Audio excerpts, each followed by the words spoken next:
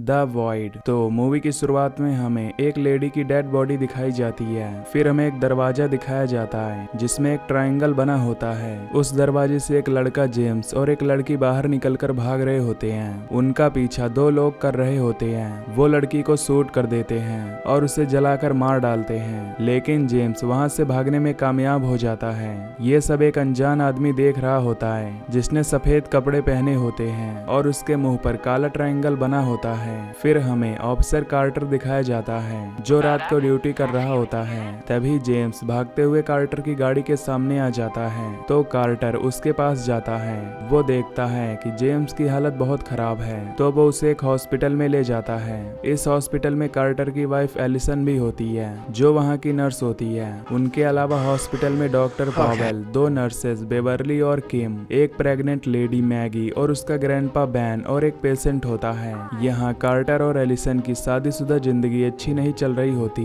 और वो दोनों एक दूसरे से कम बात करते हैं क्योंकि एलिसन की डिलीवरी के वक्त उसने अपना बच्चा खो दिया था। तभी वहाँ डॉक्टर पावेल आता है और कार्टर को बताता है कि जेम्स को उसने ठीक कर दिया है। वो ये भी बताता है कि वो जानता है कि अपने बच्चे को खोकर कैसा लगता है क्योंकि उसने भी अपनी बेटी सारा को खोया है और उसके बाद उसका जीवन नरक बन गया है। कुछ देर बाद कार्टर जेम्स को देखने जाता है जहां वो नर्स बेवर्ली को देखता है जिसने क्लिफ की आंखों में कैंची घुसा रखी थी। ये देखकर वो उसे रुकने को कहता है, लेकिन जब वो मुड़ती है तो कार्टर देखता है कि उसने अपना पूरा चेहरा नोच रखा है। वो कार्टर की तरफ बढ़ती है तो कार्टर उसे शूट कर देता है। उसके बाद वो वॉशरूम में जाता है और उल्टी करता है। तब उसे कुछ विजन्स आते हैं जहां वो काले बादलों के ऊपर एक बड़ा सा ट्रायंगल देखता है। तभी डॉक्टर पावेल और एलिसन वहां आते हैं और उसे संभालते हैं। फिर वो बाथरूम के बाहर जाता है तो उसे शेरिफ मिचेल मिलता है जिसे वो सब बता देता है। शेरिफ मिचेल उसे बैकअप बुलाने को कहता है तो वो बाहर अपनी कार में जाता है। तभी उसे एक आदमी दिखता है जिसके फेस पर ब्लैक ट्रायंगल बना होता है। वो उस पर हमला कर देता है और एक चाकू उसके सीने में घुसा देता है। कार्टर किसी तरह अपनी जान बचाकर वापस हॉस्पिटल के अंदर चला जाता है और वो सब उसका ट्रीटमेंट करते हैं। उसके बाद वो सभी देखते हैं कि हॉस्पिटल के बाहर कुछ लोग खड़े हैं। उन्होंने सेम कपड़े पहने हैं मानो वो किसी कल्ट के मेंबर हों। तभी उन्हें जेम्स के चीखने की आवाज आती है तो मिचेल और कार्टर उसके रूम में जाते हैं जहां वो देखते हैं कि बेवर्ली एक क्रिएचर में तब्दील हो चुकी है और जेम्स को पकड़ना चाहती है। कार्टर ये देखकर हैरान हो जाता है कि उसने बेवर्ली को गोली मारी थी जिससे वो मर गई थी, तो वो क्रिएचर कैसे बन गई। मिचेल उस क्रिएचर को शूट करता है लेकिन उसे कोई असर नहीं होता तो वो दोनों जेम्स को छुड़ाकर वहां से भाग जाते हैं। तभी वो फादर और सन जेम्स को ढूंढते हुए उस हॉस्पिटल में पहुंचते हैं। वो उन सभी को गन पॉइंट पर रखते हैं और जेम्स को उनके हवाले करने को कहते हैं। तभी जेम्स अपनी प्रोटेक्शन के लिए एक चाकू उठाता है और प्रेग्नेंट महिला को पकड़कर मारने की धमकी देता है। डॉक्टर पावेल उसे ऐसा न करने के लिए कहता है तो वो पावेल के गले में चाकू मार देता है जिससे वो मर जाता है। तभी वो बेवर्ली क्रिएचर आ जाती है और मिचेल को उठाकर ले जाती है। वो सभी उसके पीछे जाते हैं जहां वो देखते हैं कि उस क्रिएचर ने अपने बड़े टेंटिकल्स मिचेल की आंखों और मुंह में घुसा रखा है। फादर और सन उसे शूट करते हैं लेकिन उसे कोई असर नहीं होता। उसके बाद वो एक्स उठाते हैं और उसे मारने लगते हैं। इससे वो क्रिएचर मर जाता है। उसके बाद वो जेम्स को लेने जाते हैं तो कार्टर उन्हें रोकता है। फादर कार्टर को पीटता है और अपने बेटे को कहता है कि वो लोग इन पर भरोसा नहीं कर सकते। एलिसन सन को उसके फादर को समझाने के लिए कहती है तो फादर उसे बताता है कि उसका बेटा गूंगा है क्योंकि पिछली बार उन्होंने उन पर भरोसा किया था तो उन्होंने उसके बेटे के गले पर वार किया जिससे वो गूंगा हो गया। फादर कार्टर को जान से मारने वाला होता है। तभी सन उसे रोक लेता है और इशारे में उन पर भरोसा करने के लिए कहता है। फादर उससे कहता है कि अगर तुम दोबारा ये करना चाहते हो तो ठीक है। फादर और सन की बातों से पता चलता है कि जरूर उनके साथ कोई घटना घटी होगी। इसके बारे में हम वीडियो के एंड में बात करेंगे। उसके बाद फादर उन्हें बताता है कि बाहर जाने का कोई रास्ता नहीं है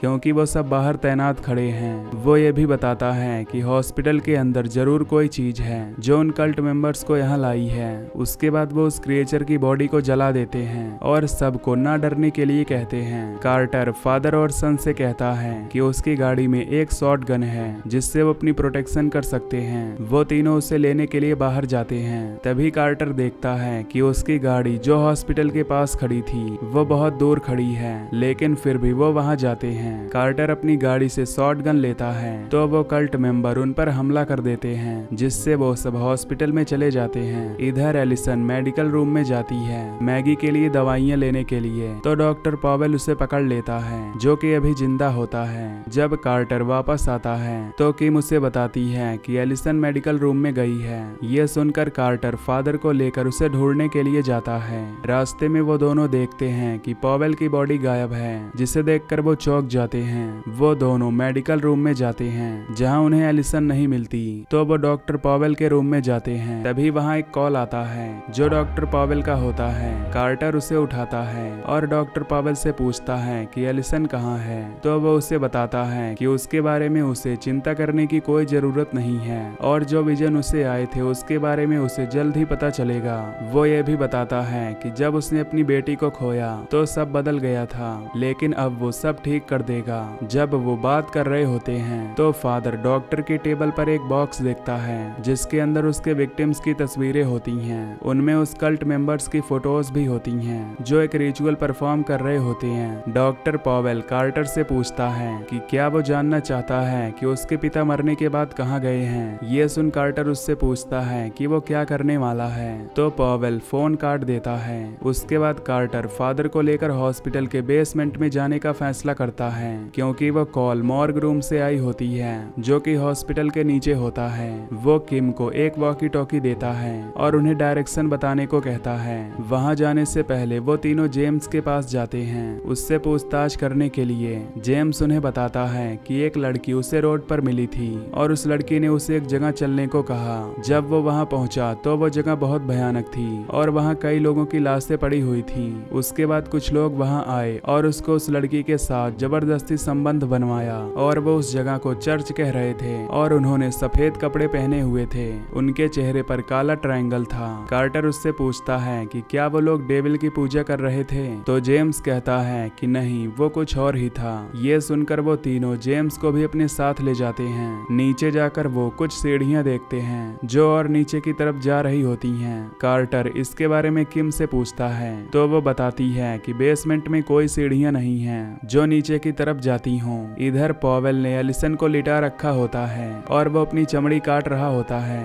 एलिसन उससे पूछती है कि उसने उसके साथ क्या किया है, तो वो बताता है कि अब ट्रांसफॉर्मेशन होने वाली है, इससे वो अपनी बेटी को दुनिया में वापस लाएगा। एलिसन उसे ऐसा न करने के लिए कहती है तो डॉक्टर उसके सामने आता है जिसने अपनी पूरी स्किन काट दी होती है। वो उससे कहता है कि वो बहुत खूबसूरत है और ट्रांसफॉर्मेशन के बाद वो और खूबसूरत होने वाली है। तभी एलिसन का पेट फूलने लगता है और कोई क्रिएचर उसके अंदर हिल रहा होता है। इधर कार्टर अपने साथियों के साथ और नीचे जाता है जहां उन्हें कई सारे लोगों की डेड बॉडीज मिलती हैं। तभी जेम्स कहता है कि ये वही जगह है जिसके बारे में वो बता रहा था। तभी वो सभी मुर्दे जिंदा हो जाते हैं और उन पर हमला कर देते हैं, जिससे वो सब अलग हो जाते हैं। फादर वहां अपनी बीवी को देखता है जिसके पीछे वो जाता है और उस पीछे सन भी जाता है। तभी एक मुर्दा आदमी जेम्स को पकड़ लेता है और उसे मार डालता है। इधर मैगी को दर्द हो रहा होता है तो किम उसे बेहोशी का इंजेक्शन देती है। तभी अचानक वो उठती है और अपने ग्रैंडपा का गला काट कर उन्हें मार डालती है। वो किम को कहती है कि डॉक्टर पॉवेल एक अच्छा आदमी है और वो लकी है कि वो उसकी बेटी को जन्म देने वाली है।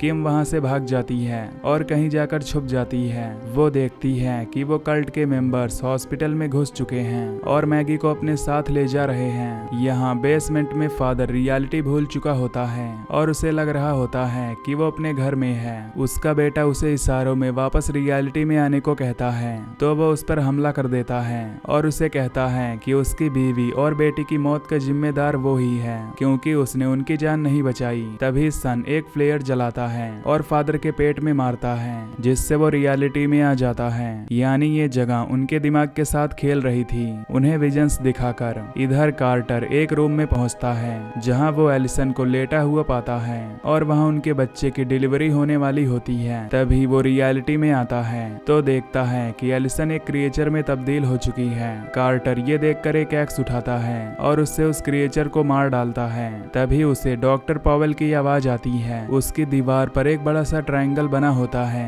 और उसके पीछे से तेज रोशनी आ रही होती है। डॉक्टर पॉवेल उससे पूछता पूछता है कि उसे क्या दिख रहा है, तो कार्टर कहता है कि उसे मॉन्स्टर दिख रहा है। पॉवेल उसे कहता है कि उसने उसे कई सारे विजन्स दिखाए, लेकिन फिर भी वो कुछ नहीं समझ पाया और वो उसे बताता है कि वो अपनी पूरी जिंदगी मौत से डरता रहा, लेकिन अब उसने मौत को गले लगा लिया है। वो उसे ये भी बताता है कि वो अपनी बेटी को वापस ला कर ही रहेगा। तभी मैगी वहां जाती है और कार्टर को चाकू मारकर जख्मी कर देती है। तभी पॉवेल वहां आता है, जो इंसान नहीं लग रहा होता बल्कि वो खुद एक क्रिएचर में तब्दील हो गया होता है। वो कार्टर को बताता है कि वो कल्ट के मेंबर उसकी बेटी का जन्म देखने आए हैं। उसके बाद वो मैगी से कहता है कि उसकी बेटी को जन्म देने के लिए उसे मरना होगा। उसके बाद वो ट्रायंगल के आगे बैठता है और उसे खोलने के लिए कुछ मंत्र पढ़ता है। जब वो ट्रायंगल खुलता है तो मैगी के पेट में से एक बड़ी क्रिएचर निकलती है, जिससे पॉवेल अपनी बेटी बताता है। तभी फादर सन वहां जाते हैं और उस क्रिएचर पर हमला कर देते हैं। वो क्रिएचर उनके पीछे जाती है और फादर को पकड़ लेती है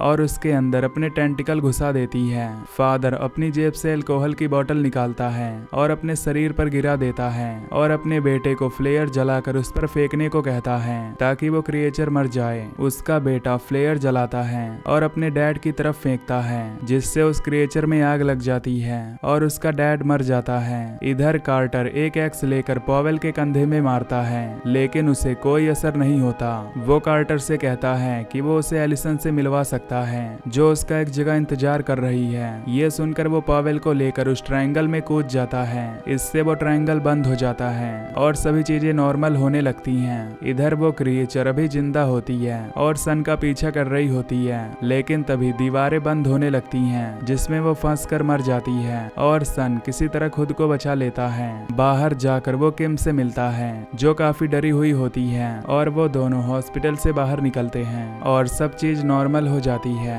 उसके बाद हमें कार्टर और एलिसन दिखाए जाते हैं, जो एक सुनसान जगह में होते हैं और आसमान में ट्रायंगल को देख रहे होते हैं। दोस्तों, दरअसल पॉवेल की बेटी की मौत के बाद वो सदमे में चला गया था और उसे अपनी बेटी की याद आने लगी, तो उसने अपनी बेटी को वापस दुनिया में लाने का सोचा। अपनी बेटी को वापस लाने के लिए उसने अलग डायमेंशन में जाने का एक तरीका खोज निकाला। वो मुर्दों को वापस लाइफ में ला सकता था, लेकिन इंसान के रूप में नहीं बल्कि एक क्रिएचर के रूप में। उसने कल्ट बनाया और लोगों को पकड़कर उन पर एक्सपेरिमेंट किया करता था, जिससे वो अपनी बेटी को वापस ला पाए। और जो लाशें हमें दिखाई गई थी वो उन्हीं लोगों की थी जिन पर पॉवेल एक्सपेरिमेंट कर चुका था। और जेम्स ने भी कार्टर को यही बात कही थी कि वो इस जगह पर आ चुका है, क्योंकि पॉवेल पहले लोगों को विजन दिखाता था, जिससे वो लोग किसी को मारें और उसके बाद वो क्रिएचर में बदल सके। वहीं फादर और सन ने स्टार्टिंग में जेम्स और एक लड़की का पीछा करते हुए देखा था। ये लड़की वही थी जिसके बारे में जेम्स ने उन्हें बताया था,